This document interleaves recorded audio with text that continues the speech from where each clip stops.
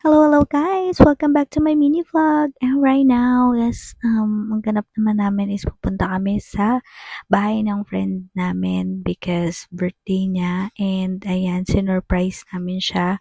Makikita niyo naman dyan yung mga nauna namin ginawa. So ayan, naglalaro sila ng Dota with my brother-in-law and friends. And ayan, nakikita nyo naman ang saya-saya nila. Syempre, hindi mawawala ang bonding at kulitan namin. So yan, yung mga bata nag-e-enjoy habang naglalatag kami kasi dito kami mag-sleepover. And ayan, nakikita nyo din na bago sila makatulog is kumakain muna sila, mga kids and also mga adults. Ayan, almost 3 o'clock AM na yan pero buhay na buhay pa rin kami at kumakain. And ayan, kinabukasan, nakita niyo naman, busy-busy ang mga kids. And then, nag-prepare na rin kami niya ng breakfast. And uwian na. Yun lang. Bye!